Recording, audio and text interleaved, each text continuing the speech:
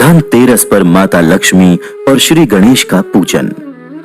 दोस्तों, अब तक के प्रोसेस में आपने सभी देवी देवताओं को अपनी पूजा में इनवाइट और वेलकम किया और उन्हें पूरी श्रद्धा के साथ आसन पर बैठा दिया।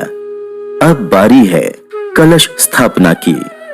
इसके लिए पूजा की चौकी के बगल में तकरीबन 1 कटोरी अनुसार चावल या गेहूं रख लें। एक कलश लें, उसके मुंह पर मौली बांधकर उस पर स्वास्तिक बना लें।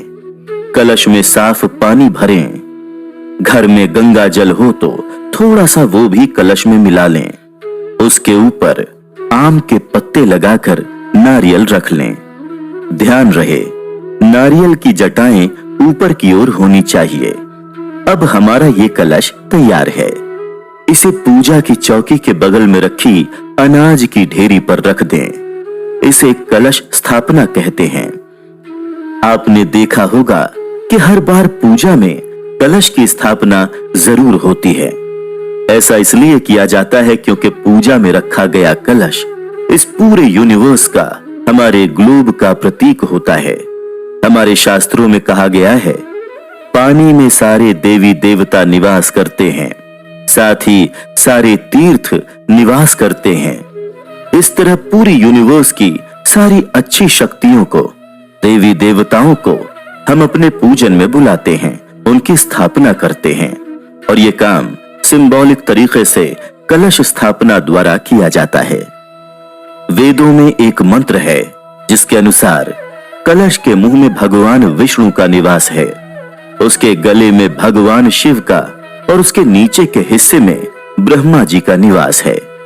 इस तरह पानी से भरा कलश जीवन की 3 शक्तियों, पैदा करने वाली, पालने वाली और विनाश करने वाली, तीनों को ही अपने अंदर समाये है।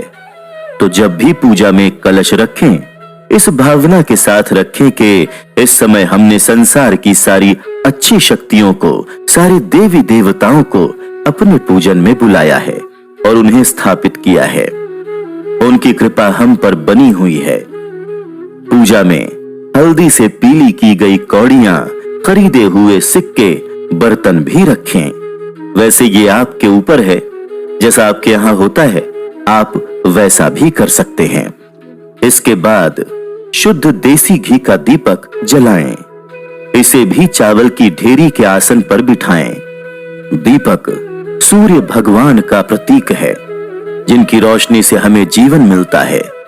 इसीलिए उन्हें भी प्योर रिस्पेक्ट से, पूरी श्रद्धा के साथ स्थापित करना है। साथ ही धूप अगरबत्ती जलाएं। ऐसा करने से हमारे एटमॉस्फेयर में प्योरिटी आती है, सुगंध फैली रहती है।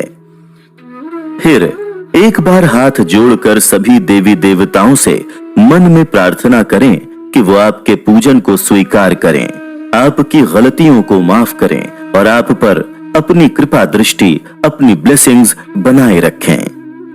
अब हम पूजन की शुरुआत करने जा रहे हैं भगवान गणेश के अभिषेक से। सबसे पहले उन्हें ही स्नान कराते हैं। अगर गणेश जी की मूर्ति मेटल की अर्थात धातु की है तो उसे किसी बर्तन में रखकर पानी से धो सकते हैं, लेकिन अगर मिट्टी की है या फिर पेपर की फोटो है तो सिर्फ सिंबॉलिक रूप से स्नान कराना है, यानी पानी के कुछ छींटे उनके ऊपर छिड़कने हैं। फिर उनको पंचामृत से स्नान कराना है। पंचामृत को दूध, दही, देसी घी, शहद, मीठा मिलाकर बनाते हैं। आयुर्वेद में पंचामृत को हेल्दी ड्रिंक माना गया है। कहते हैं कि जो रोज थोड़ा पंचामृत पीता है वो कभी बीमार नहीं होता। हमारे कल्चर में पूजा पाठ के समय इसे भगवान को चढ़ाकर पिया जाता है ताकि पूजा के बहाने ही सही हमें ये एनर्जी मिलती रहे। पूजा के साथ रखने पर इसकी एनर्जी और क्वालिटी और अच्छी हो जाती है क्योंकि इसमें भक्ति का रस भी मिल जाता है। फिर वापस भगवान गणेश को पानी से नहलाकर एक साफ कपड़े से पोंछकर चावल की ढेरी पर स्थापित करेंगे। ऐसा ही माता लक्ष्मी, भगवान धन्वंतरी और कुबेर जी के लिए भी करना है। अभिषेक पूरा होने के बाद अब हमें बारी बारी से माता लक्ष्मी और बाकी सभी देवताओं का श्रृंगार करना है। इसके लिए सबसे पहले गणपति जी को वस्त्र चढ़ाएंगे। अगर आपके पास मूर्ति के लिए वस्त्र हैं तो वो चढ़ा सकते हैं, वरना मौली का एक हिस्सा भी वस्त्र मानकर चढ़ाया जा सकता है। इसके बाद चंदन या हल्दी का तिलक लगाएंगे, चावल लगाएंगे और जनेऊ अर्पण करेंगे। गणपति जी को दूब घास भी चढ़ाई जाती है, जो उनकी सवारी मूषक महाराज को अति प्रिय होती है। इसके बाद फल, फूल, सूखे मेवे, दक्षिणा में सिक्के या रुपए चढ़ाएं। फिर भोग में लड्डू या कोई भी मिठाई रखें और धूप दीप का अर्पण करें। इस तरह से हमने गणपति जी को स्नान के बाद तैयार करके उनको भोग लगाकर उनका स्वागत कर लिया। अब हम उनसे सच्चे मन से प्रार्थना करेंगे कि वो हमारा पूजन और सभी काम बिना किसी बाधा के पूरा करें। इसके लिए 5 बार इस मंत्र का जाप करें। ओम गं गणपतये नमः। साथ ही इस मंत्र का भी जाप करें। वक्रतुंड महाकाय सूर्य कोटि समप्रभ निर्विघ्नं कुरु मे देव सर्व कार्येषु सर्वदा। इस मंत्र का अर्थ है, हे घुमावदार सूंड वाले, बड़े शरीर वाले, करोड़ों सूरज की रोशनी के समान चमकने वाले गणपति देव, आप हमेशा मेरे सभी काम बिना किसी रुकावट के पूरा करें। मुझ पर अपनी कृपा करें। अगर आप मंत्र नहीं बोल पा रहे हैं तो कोई बात नहीं। भगवान शब्दों को नहीं, भाव को देखते हैं। आप अपनी भाषा में, अपने शब्दों में उनसे प्रार्थना करें। इसी तरह से अब माता लक्ष्मी का भी श्रृंगार और पूजन करना है।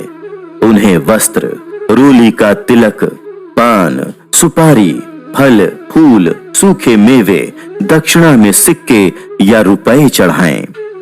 भोग में कोई भी मिठाई चढ़ाएं और धूप दीप अर्पण करें। धनतेरस को माता लक्ष्मी को साबुत धनिया भी चढ़ाते हैं। कोई श्रृंगार का सामान जैसे इत्र, सिंदूर, चूड़ी आदि भी चढ़ा सकते हैं। इसके बाद हमें माता लक्ष्मी से प्रार्थना करनी है कि वो हम पर अपनी कृपा करें। ये हम अपने शब्दों में भी बोल सकते हैं और चाहें तो इसके लिए ये मंत्र भी बोल सकते हैं। ओम ह्रीं श्रीं लक्ष्मीभ्यो नमः। ये लक्ष्मी माता का बीज मंत्र है। इस मंत्र से माता लक्ष्मी जल्दी खुश हो जाती हैं। इस मंत्र के जाप से आपका कॉन्फिडेंस बढ़ता है, आपकी फाइनेंशियल प्रॉब्लम्स दूर होती हैं, दुख तकलीफें मिटती हैं, प्रॉस्पेरिटी और खुशियां बढ़ती हैं। इस बीज मंत्र का मतलब ये है कि हे महामाया, हे माता लक्ष्मी, मेरे दुखों को दूर कर मेरे जीवन को समृद्धि दें। माता लक्ष्मी का एक और प्रसिद्ध मंत्र है जो बहुत ही फल देने वाला है।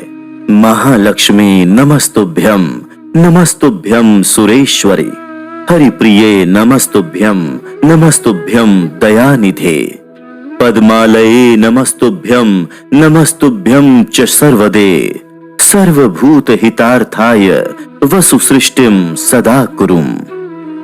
हे माता लक्ष्मी, आपको नमस्कार है। हे देवताओं की ईश्वरी देवी, आपको नमस्कार है। भगवान विष्णु की प्यारी पत्नी, आपको हमारा सादर नमस्कार है। हे दया की सागर मां लक्ष्मी, आपको नमस्कार है। कमल के फूल पर विराजमान हे देवी, सब जगह निवास करने वाली हे मां लक्ष्मी, आपको हमारा नमस्कार है। हे माता, सारे लोगों के हित के लिए, उनके कल्याण के लिए इस धरती पर हमेशा वास करो, मेरी यही प्रार्थना है। कहते हैं इस मंत्र को रोज बोलने पर हमारे घर में मां लक्ष्मी का हमेशा के लिए वास होता है। साथ ही घर में कभी अन्न और धन की कमी भी नहीं होती है। आइए अब चलते हैं अगले एपिसोड पर, जिसमें हम करेंगे पूजन भगवान धनवंतरी और कुबेर देव जी का। साथ ही करेंगे यम के दीपदान की।